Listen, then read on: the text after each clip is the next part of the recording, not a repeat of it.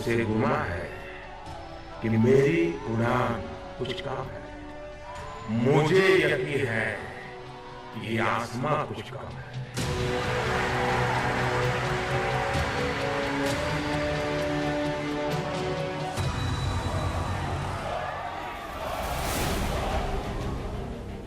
आज का भारत प्रधानमंत्री नरेंद्र मोदी जी के नेतृत्व वाला भारत। भारत के दुश्मनों के मन में उतनी ही कंपी भी होती है जब मोदी जी का नाम सामने आता है। लोगों के मन में उनके प्रति श्रद्धा भी है और विश्वास भी है कि मोदी है तो मुमकिन है। भारतीय जनता पार्टी वो पार्टी है जो जनसेवा भाव से जमीन पे सक्रिय हमेशा रहती है। यहाँ काम ही बोलता है, क्योंकि माननीय प्रधानमंत्री जी के नेतृत्व में काम जरूरी है।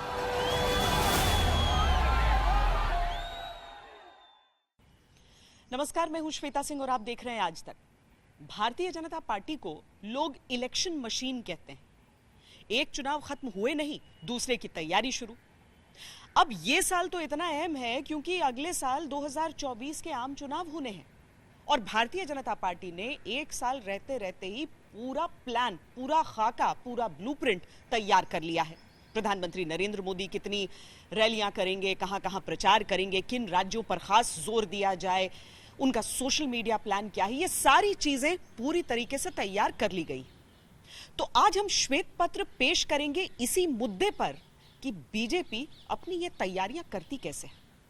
2019 में जब लोकसभा में हम दोबारा जीत करके आए तो ज्ञानियों ने कहा था कि भाई 2019 के जीत में क्या है, ये तो 2017 में ही तय हो गई थी,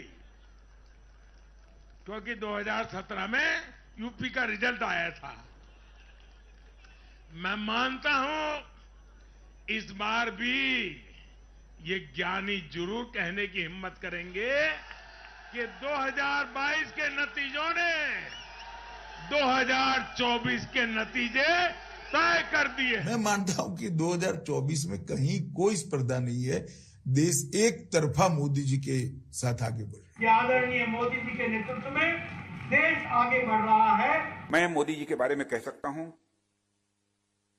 अब वह केवल प्रधानमंत्री ही नहीं हैं, बल्कि या जननेता ही नहीं, मैं कह सकता हूं देश के सांस्कृतिक पुनर्जागरण के प्रतीक हैं।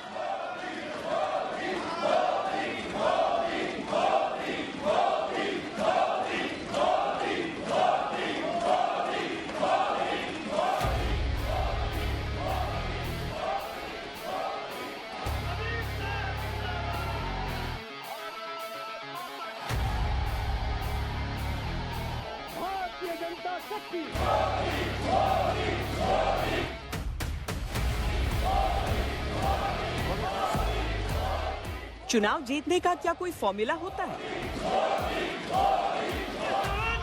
प्रचार शुरू करने का क्या कोई सही समय होता है? बीजेपी को अगर इलेक्शन मशीन कहा जाता है तो इसका मतलब क्या है? 2024 के लोकसभा चुनाव अभी एक साल दूर हैं, पर बीजेपी इलेक्शन मोड में आ चुकी है।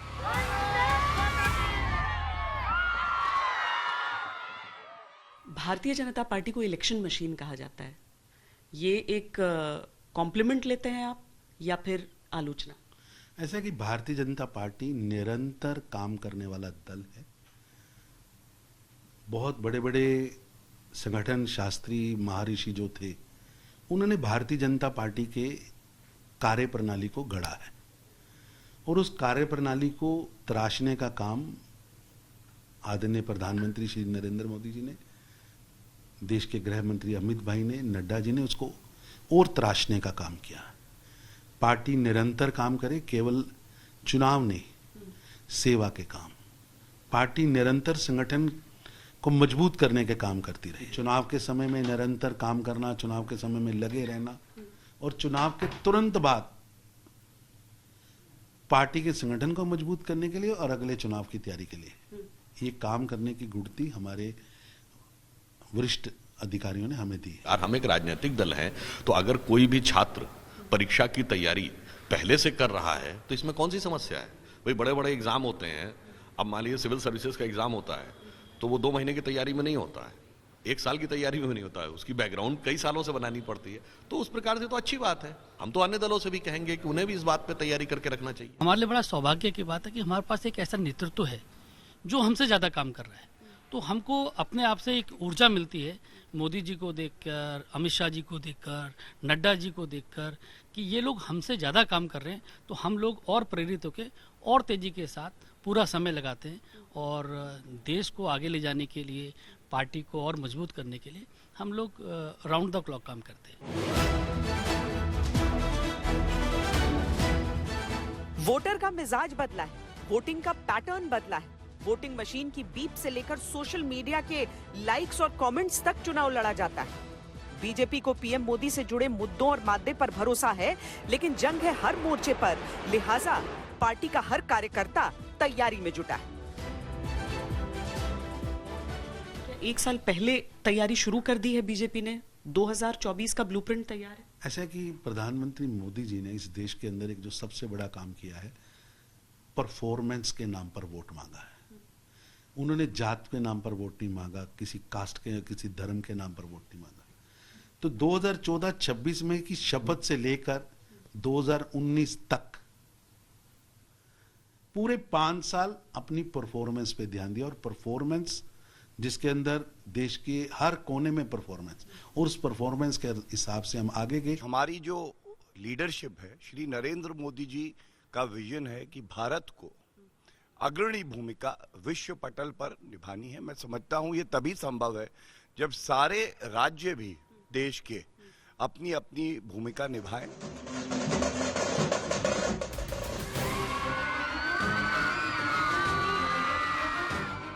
बीजेपी को 2024 का मतलब अच्छी तरह मालूम है। अगर जीते तो वो सिर्फ जीत नहीं होगी, इतिहास का नया अध्याय होगा। ऐसा इतिहास जिसकी नींव में दीनदयाल उपाध्याय से लेकर अटल आडवाणी के दौर तक की मेहनत शामिल होगी। मुख्यमंत्री रहते जीत की हैट्रिक जमाने वाले मोदी के लिए प्रधानमंत्री रहते जीत की हैट्रिक जमाने का कीर्तिमान भी इसी में होगा। साथ में नेहरू इंदिरा के निर्वाचित शासन के दौर से आगे निकलने का अवसर भी।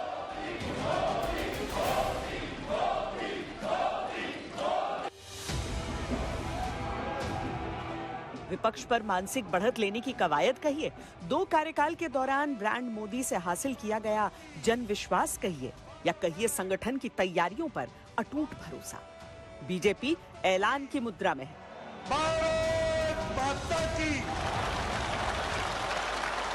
मैं नरेंद्र दामोदर दास मोदी सभी वर्गों की और सभी क्षेत्रों की भारतीय जनता पार्टी को एक राजनीतिक पार्टी में स्थापित करने में मेजर कंट्रीब्यूशन यदि किसी का है तो हमारे आज के प्रधानमंत्री मोदी जी का। 12 करोड़ बहनों को अगर इज्जत खर्च किया और इज्जत और डिग्निटी दी है तो प्रधानमंत्री मोदी जी ने वुमेन को दी है। इसलिए आज दुनिया भर के सभी नेताओं में सबसे ज्यादा फॉलोइंग और सबसे ज्यादा पॉपुलैरिटी अगर किसी की है तो वो प्रधानमंत्री नरेंद्र मोदी जी की है।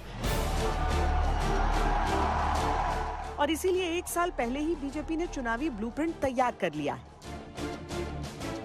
हम तो उसकी चिंता करते हैं, हम तो कोरोना के समय भी चिंता करते हैं। कौन सी सरकार चिंता करती थी? राशन भी पहुंचता है, और बहुत ईमानदारी से हम कहना चाहते हैं कि इस देश में जिस प्रकार से भ्रष्टाचार पे अंकुश लगा है, गरीबों की सेवा हुई है, और जो डीबीटी हुआ है वो तो अद्भुत है ना। जो आज तक का शो होता है अकल्पनीय, अविश्वसनीय, तो ये तो अलग चीज है। तो इस अलग चीज को लेकर हम काम करते हैं। यहाँ कोई भी कार्यकर्ता गांव से लेकर, मतलब मेरा मानना है लोटा से लुटियन की ओर जा सकता है। देखिए, भारतीय जनता पार्टी अब हम पन्ना प्रमुख तक पहुंच गए हैं। आप सोचिए कि 130-140 करोड़ का देश और पन्ना प्रमुख की बात करना। हमारे पास अपना, आप लोग एग्जिट पोल करते हैं, आप लोग ओपिनियन पोल करते हैं, आपके पास 4,000 10,000 के सैंपल पे करते हैं। हमारे पास 140 करोड़ का सैंपल है। हमको नीचे तक, हर आदमी तक अपनी बात को पहुंचाना और उसका जो फीडबैक वो ऊपर तक पहुंचाना, ये हमारा प्रत्येक कार्यकर्ता करता है। तो इसलिए हम लोग, मैंने जैसे पहले भी कहा कि हम लोग देश को आगे ले जाने के लिए सब लोग काम कर रहे हैं, और उसमें हर तरह का फीडबैक, हर तरह की कार्यप्रणाली, बहुत ही रॉबस्ट सिस्टम के साथ हम लोग काम कर रहे हैं। प्रधानमंत्री मोदी की 100 रैलियों का लक्ष्य है। जहां पहुंच और बढ़त बनानी है, वहां योजनाओं और परियोजनाओं की घोषणाएं होंगी। दक्षिण समेत अन्य जिन राज्यों में पार्टी जीत से दूर रही है, उन पर अधिक फोकस।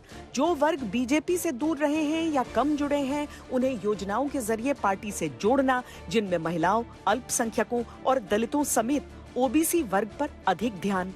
संगठन के पदाधिकारियों से लेकर मंत्रियों तक सबको विशेष जिम्मेदारियां। केरला में भी भाजपा गठबंधन की सरकार बनेगी।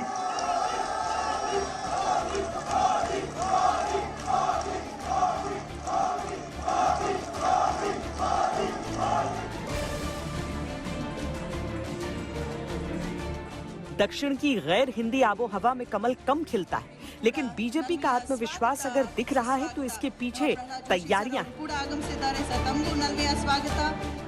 बीते एक दशक में चुनावी मशीन वाली पार्टी का तमगा हासिल कर चुकी बीजेपी एक एक वोट की लड़ाई लड़ने के लिए युद्ध स्तर पर निकल चुकी है।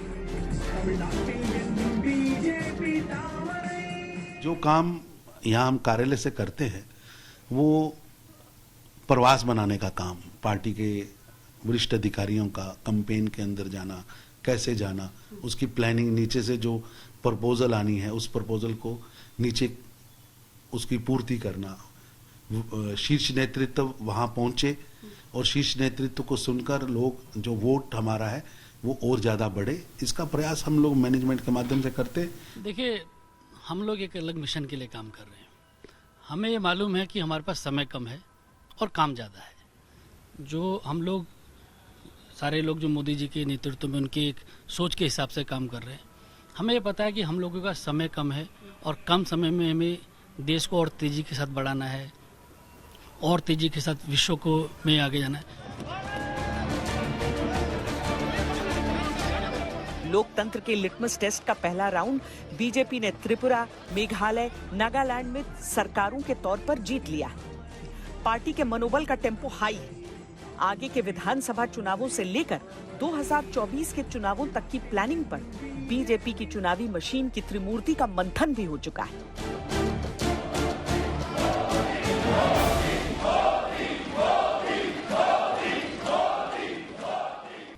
2024 के चुनावों के लिए बीजेपी ने जो ब्लूप्रिंट तैयार किया है, उसमें प्रधानमंत्री नरेंद्र मोदी की सबसे बड़ी भूमिका है और ये लाजमी भी है। प्रधानमंत्री इस साल के खत्म होने तक 100 रैलियां देश भर में करेंगे। जिन क्षेत्रों पर खास फोकस बीजेपी का है प्रधानमंत्री की इन रैलियों के लिए, वो दक्षिण भारत के राज्य हैं, वो ओडिशा है और साथ ही पश्चिम बंगाल है। 160 कंस्टिट्यूएंसी ऐसी हैं जहां पर इंटेंस कैंपेन, भीषण कैंपेन किए जाएंगे। मैं फिर एक बार देश भर के लाखों कार्यकर्ताओं को 5-5 पीढ़ी की तपस्या को आगे बढ़ाने के लिए हृदय से धन्यवाद करता हूं, अभिनंदन करता हूं।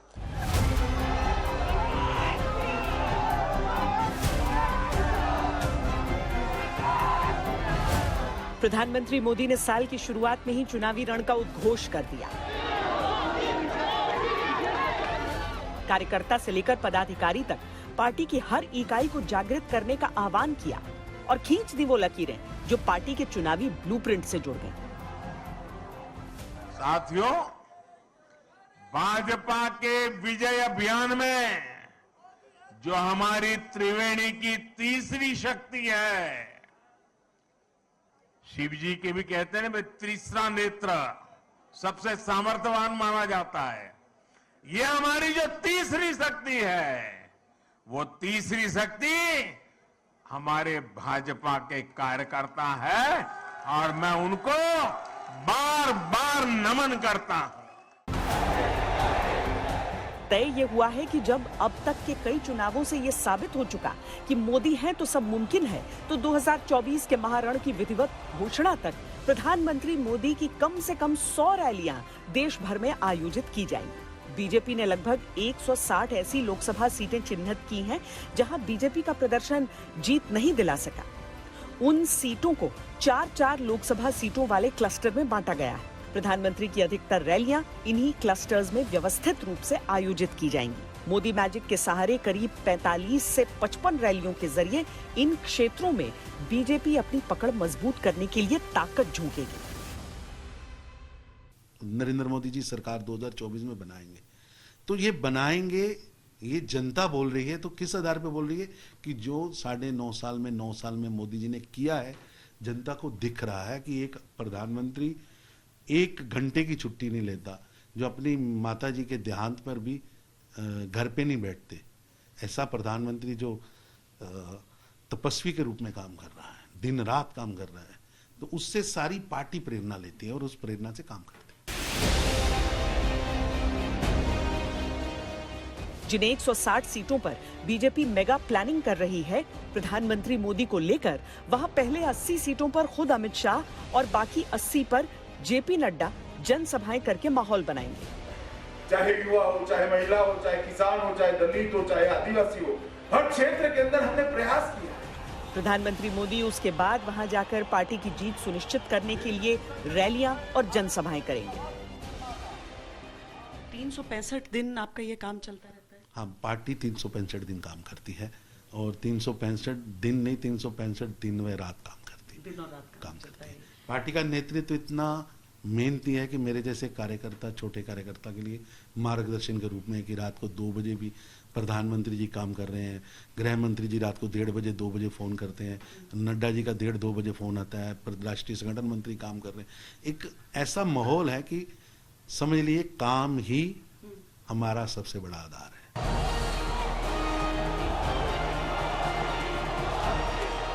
चुनावों की घोषणा तक इन 160 सीटों पर प्रचार और प्रहार की कवायद पूरी हो जाएगी। उसके बाद प्रधानमंत्री मोदी का सारा फोकस देश की बाकी लोकसभा सीटों पर रहेगा।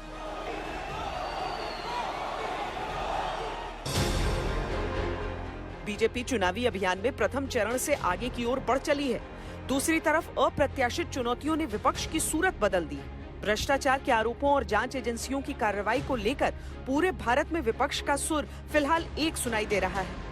दिल्ली के जंतर मंतर पर तेलंगाना की सीएम की बेटी भूख हड़ताल पर बैठी, तो आम आदमी party, TMC, TDP, JDU, NCP, CPI, RLD, NC और समाजवादी पार्टी समेत 17 दल एक साथ आए।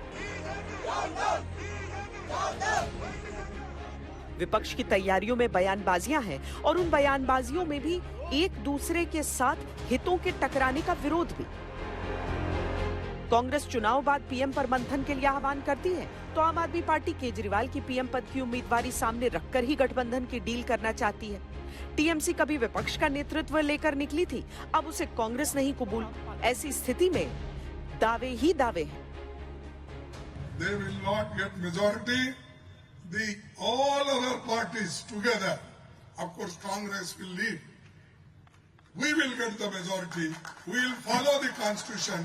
We will follow the democracy. Let 100 Modis of Shah come.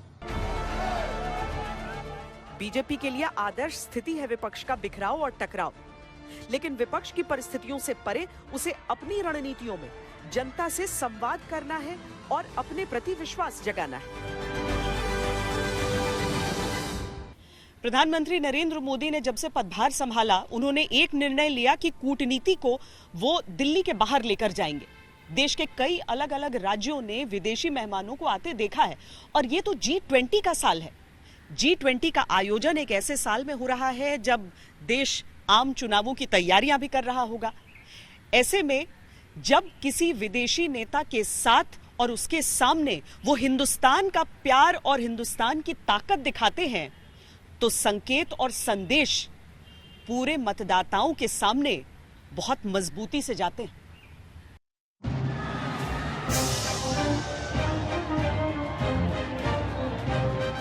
PM Modi की छोटी छोटी बातों के संदेश बड़े होते हैं। प्रधानमंत्री मोदी लम्हों को इवेंट में बदलना जानते हैं।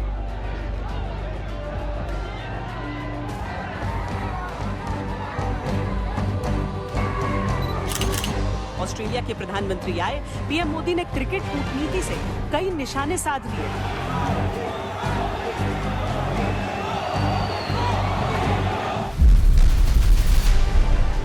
समुद्र में चीन की बढ़ती घातक महत्वाकांक्षाओं के खिलाफ भारत, अमेरिका, ऑस्ट्रेलिया और जापान का क्वाड संगठन। दोनों प्रधानमंत्रियों की दोस्ती की तस्वीरें चीन को बेचैन कर गई होंगी। भारत में G20 की मेजबानी के रास्ते दुनिया बदले भारत और उसका रुतबा देख रही है और देश देख रहा है प्रधानमंत्री को, जिन्होंने एक वैश्विक आयोजन को देश के लिए गौरव का अवसर बनाया। राजस्थान में जोधपुर और उदयपुर, कर्नाटक में बेंगलुरु, उत्तर प्रदेश में नोएडा, लखनऊ, वाराणसी और आगरा, गुजरात में सूरत और रण ऑफ कच्छ, कोलकाता, गुवाहाटी, मुंबई, पुणे भी G20 की धूम से झूम रहे हैं। तिरुवनंतपुरम, चेन्नई, चंडीगढ़ के साथ इंदौर और खजुराहो का भी उत्साह नजर आ रहा है।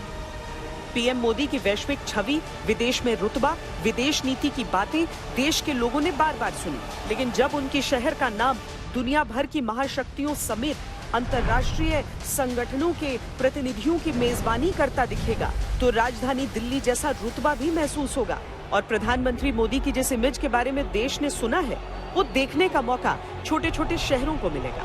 2024 देश का चुनाव है, ऐसे में देश के गौरव से जुड़ी बातों का असर पड़ना भी तय है। मतदाताओं के पास पीएम मोदी के अंतर्राष्ट्रीय दावों को खुद परखने का मौका होगा और इसका असर 2024 के चुनावों पर पड़ना तय है।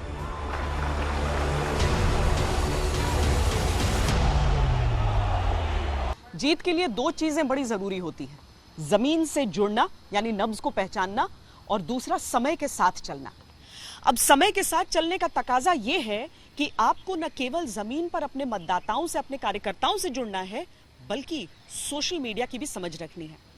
भारतीय जनता पार्टी का ये जो हेडक्वार्टर है दिल्ली स्थित, यहाँ पर बड़े बड़े तरह की माथापच्ची होती है, तमाम तरह की चीजें होती हैं और इसी के बीच है सोशल मीडिया का वो इंफ्रास्ट्रक्चर, वो ढांचा जो बीजेपी की जो सोशल मीडिया पर पॉपुलैरिटी है, जो लोकप्रियता है, उसे दुरुस्त रखता है। नेता हमेशा से कहते आए कि जो चुनाव है वो जमीन से जुड़कर ही लड़ा जा सकता है। सोशल मीडिया क्या निर्धारित करता है किसी चुनाव का परिणाम, या फिर सोशल मीडिया का क्या महत्व है जब चुनाव लड़े जाते हैं? बीजेपी कितना इस्तेमाल करती है? देखिए, ये सच है कि चुनाव जमीन पर लड़े जाते हैं, लेकिन सोशल मीडिया हमारे समाज का प्रतिबिंब है। जो समाज में चर्चाएं चल रही हैं, जिन विषयों पर लोग बात कर रहे हैं, वही सोशल मीडिया पे भी चर्चा का विषय है। इसमें आपकी टीम की क्या भूमिका हो जाती है? आप किस तरह से गियर अप करते हैं? इस साल सबसे अधिक, हालांकि कई चुनाव हो गए, अभी काफी चुनाव आने बाकी हैं और 2024 का काउंटडाउन ऐसा लग रहा है कि बीजेपी ने पहले से ही शुरू कर दिया। देखिए, कहीं भी चुनाव होता है तो सोशल मीडिया की जो टीम है उसकी भूमिका बहुत अहम होती है। हम किसी भी प्रदेश में पहली ऐसी टोली होते हैं जो सक्रिय हो जाते हैं। हर चुनाव से 6-7 महीने पहले हमारी पहली बैठकें, गोष्ठियां, ये सब शुरू हो जाती हैं। जरूरी है। ये तो एक आपको पैन इंडिया वायरल होती है कोई चीज या नहीं होती है। साउथ में अगर बढ़ाना है या उड़ीसा में अगर बढ़ाना है तो उसको कैसे मैनेज करते हैं? क्या उन राज्यों पे आप लोग ज्यादा फोकस कर रहे हैं? हमारे संगठन में ऐसा कोई प्रदेश नहीं है जहां पर भारतीय जनता पार्टी की आईटी और सोशल मीडिया विभाग की इकाई ना हो, हमारे कार्यकर्ता ना हो। और पार्टी में हमने इस पूरी व्यवस्था को मजबूत करने के लिए पार्टी का जो डिजिटाइजेशन है उसको पुख्ता करने के लिए बहुत सारे काम किए हैं। आज लगभग 10 लाख से अधिक बूथों पर जो हमारे कार्यकर्ता हैं वो संगठन के ऐप के माध्यम से हमसे जुड़े हुए हैं। हमारा प्रयास रहता है कि हम इन सभी बूथ पर जितने कार्यकर्ता हैं, हमारे मंडलों पर जितने कार्यकर्ता हैं, जिले के जितने पदाधिकारी हैं, प्रदेश के जितने पदाधिकारी हैं, उनको इस ऐप के माध्यम से, संगठन के ऐप के माध्यम से लगातार जानकारी पहुंचाते रहें। प्रधानमंत्री नरेंद्र मोदी जी का ऐप है जिसके माध्यम से सरकार से जुड़ी तमाम जानकारियां, हमारी सफलताएं और आगे क्या कार्यक्रम हम करने जा रहे हैं, इससे जुड़ी हुई तमाम जानकारियां लोगों तक पहुंचती हैं। कई प्रदेशों में जैसे उड़ीसा हो गया या दक्षिण के प्रांत हो गए या पूर्व के प्रांत हो गए, जहाँ पर भाषा हिंदी और अंग्रेजी के अलावा है, वहाँ पर हमारी जो स्थानीय इकाई है वो कंटेंट को स्थानीय भाषा में ट्रांसलेट कर नीचे तक पहुँचाने का काम करती है। उन प्रदेशों में जो विषय होते हैं उन विषयों को ठीक तरीके से उठाना, उसकी जानकारी को नीचे तक पहुँचाना, ये लगातार हमारी टीम्स काम करती रहती हैं। हम सोशल मीडिया का इस्तेमाल जनता क्या कह रही है, केंद्र के स्तर पर, प्रदेश के स्तर पर, जिले के स्तर पर, लोकल स्तर पर, और जो सोशल मीडिया पे हम सुनते हैं उसके आधार पर अपनी रणनीति बनाना और रणनीति में अगर कुछ संशोधन करना, ये हमारे काम का एक बहुत महत्वपूर्ण हिस्सा है। इसके अलावा हम चुनावी परिणाम को बहुत नज़दीकी से देखते हैं, जीते तो भी और हारे तो और भी अधिक। लोग हमारे समर्थन में क्यों आए, समर्थन और अधिक कैसे हो सकता है, उनकी क्या मांग है, ये जो तमाम सुनने की प्रक्रिया है, जो मुझे लगता है कि आज की तारीख में विपक्ष एक तरीके से खो चुका है, उस कला को बचाए रखना और उसको संजो के रखना, ये सोशल मीडिया का एक महत्वपूर्ण काम है। एक चुनाव का परिणाम आता है और अगले दिन अगले चुनाव की तैयारी शुरू हो जाती है।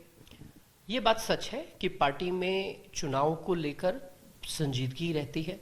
हम हर चुनाव ऐसे लड़ते हैं, ये आखिरी चुनाव सोचकर, और हर चुनाव हम जीतने के लिए लड़ते हैं, क्योंकि जिस प्रकार का विश्वास जनता ने आज भारतीय जनता पार्टी पर दिखाया है, प्रधानमंत्री नरेंद्र मोदी जी के नेतृत्व पर दिखाया है, उस पर खरा उतरना भी हमारी जिम्मेदारी है।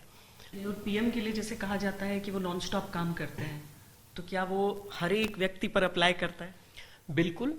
देखिए, प्रधानमंत्री जी बहुत अच्छी बात कहते हैं। वो कहते हैं कि हम लोग सब सामान्य परिवारों से आए हुए लोग हैं, हमारा कोई राजनीतिक परिवेश नहीं है, और अगर आज जनता ने हमें ये अपॉर्चुनिटी दी है या हम पर इतना विश्वास जताया है, तो उस विश्वास पे खड़े उतरना हमारा दायित्व है, और वो सिर्फ और सिर्फ मेहनत से ही हो सकता है।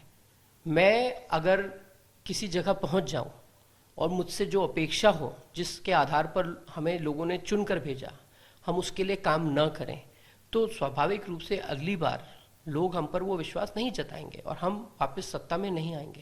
लेकिन आपने देखा होगा, एक बार भारतीय जनता पार्टी किसी प्रदेश में चुनाव जीत जाए तो कई दशकों तक सत्ता में बने रहने की उसमें काबिलियत है, कुवत है। प्रधानमंत्री का होना आसान करता है कुछ चीज़ों को, क्योंकि उनके नाम से जुड़ने से क्या थोड़ी आसानी होती है आपको एक सोशल मीडिया पुश के पॉइंट ऑफ व्यू से? बिल्कुल। प्रधानमंत्री जी खुद अपने आचरण से और अपने काम से अपनी एक ऐसी भूमिका या फिर अपने आसपास जो आभा मंडल है वो बना चुके हैं, जिसकी वजह से स्वाभाविक रूप से हमें भी अपने पार्टी के मैसेज को, सरकारों की कामकाज को नीचे तक पहुंचाने में बहुत आसानी होती है, इसमें कोई दो राय नहीं है।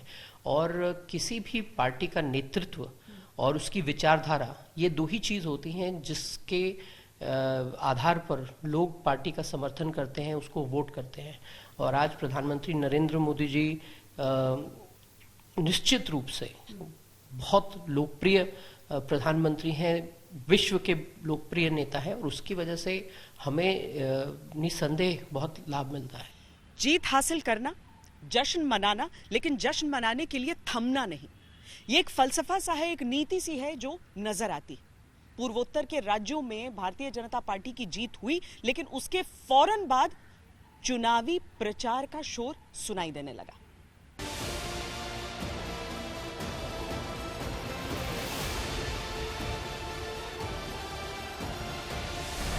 देश के अन्य इलाके विकास कर सकते हैं, अगर देश के अन्य इलाके मुख्यधारा में आकर के आगे बढ़ सकते हैं, तो हमारा नॉर्थ ईस्ट क्यों नहीं विकास कर सकता?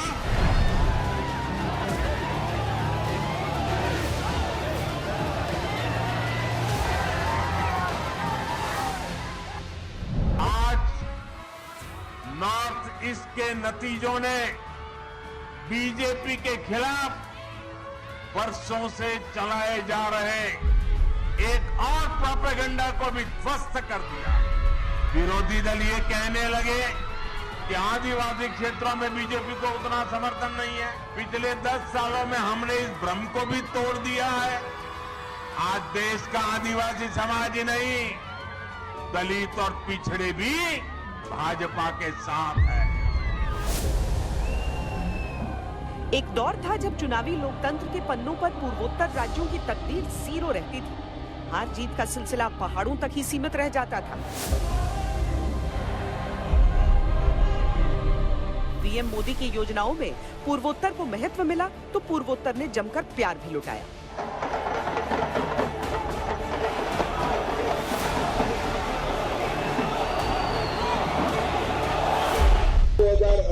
का माहौल याद आता है। 2018 में भारतीय जनता पार्टी ने एक नारा दिया था, चलो पलटाई। हमारे नारे को आपने स्वीकार किया और पूर्ण बहुमत के साथ आईपीएफटी और भारतीय जनता पार्टी की सरकार बनाई। और मैं जब 5 साल के बाद आप लोगों के सामने खड़ा हूं तब गर्व से कह सकता हूं कि 27 साल के एक कम्युनिस्टों के कुशासन को बदलने का काम भारतीय जनता पार्टी ने किया है। 2023 में 9 राज्यों के चुनाव होने हैं। शुरुआत मेघालय, त्रिपुरा, नागालैंड से हुई।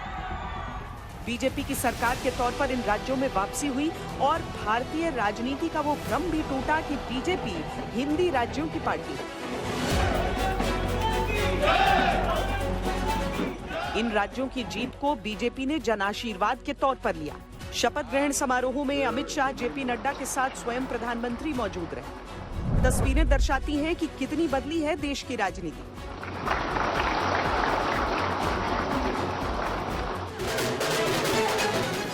जश्न के ढोल धमाकों के साथ ही बीजेपी ने 2024 के चुनावों की तैयारियों का उद्घोष कर दिया, यानी एक जीत हासिल हुई तो जश्न पीछे छोड़कर आगे चलना है। पहले शेष विधानसभा चुनाव और 2024 का आम चुनाव।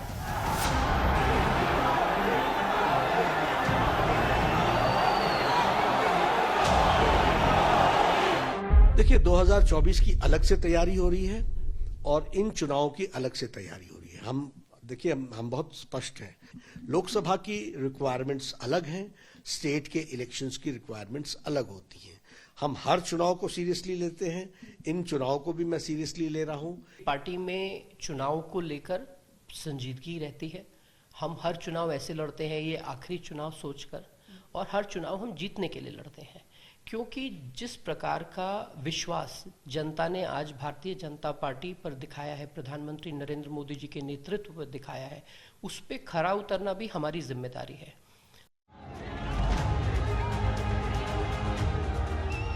पूर्वोत्तर के किले फतेह कर लिए, लेकिन आगे और लड़ाई है। एक तरफ मोदी, अमित शाह और नड्डा की त्रिमूर्ति है, दूसरी तरफ दक्षिण के राज्यों में बीजेपी की जमीन कमल खिलाने के लिए तैयार करने के लिए 3 और महारथी जुटे हैं। सुनील बंसल जो कि पश्चिम बंगाल, ओडिशा और तेलंगाना के चुनाव प्रभारी हैं, विनोद तावड़े जो कि नड्डा की टीम में नेशनल जनरल सेक्रेटरी हैं और महाराष्ट्र से ताल्लुक रखते हैं, और तरुण चुग जो कि भारतीय जनता पार्टी के लिए कई राज्यों में मेहनत कर रहे हैं। और जहां हम बड़े हैं, आप देखिए वहां देश बड़ा है। आप नॉर्थ ईस्ट में भाजपा गई है तो नॉर्थ ईस्ट के बारे में इतना नेगेटिव माहौल था पूरे देश में। आज नॉर्थ ईस्ट भारत की विकास का दरवाजा बन गया। दक्षिण के राज्यों में कर्नाटक को छोड़कर बीजेपी कभी अपनी स्थिति बड़े जनाधार वाली पार्टी की तैयार नहीं कर पाई। इस बार संगठन स्तर पर दिग्गज साल पहले से जुटे हैं, तो बीजेपी दक्षिण के किले को लेकर उम्मीद से। पूर्वोत्तर राज्यों में भाजपा का नाम तक कोई नहीं जानता था 5 साल पहले।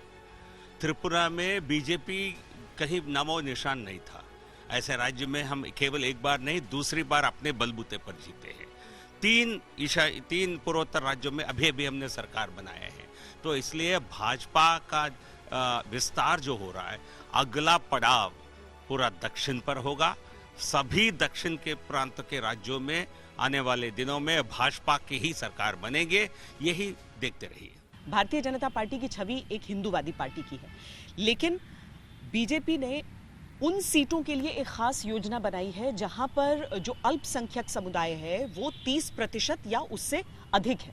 देश भर में अलग अलग राज्यों में ऐसी कुल 60 सीटों को आइडेंटिफाई किया गया है।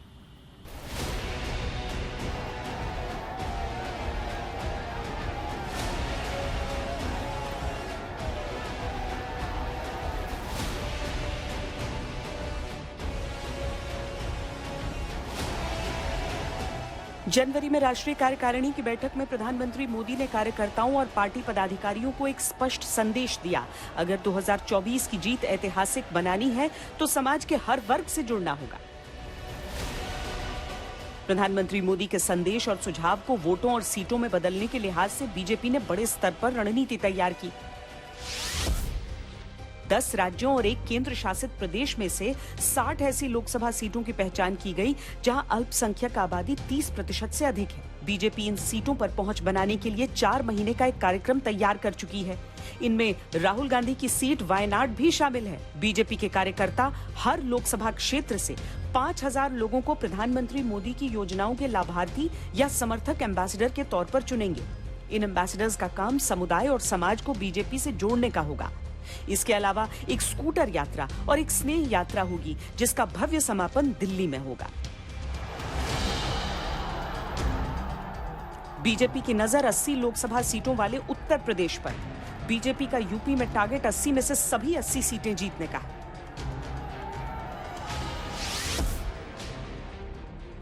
उत्तर प्रदेश में मुस्लिम मतदाता 20% हैं।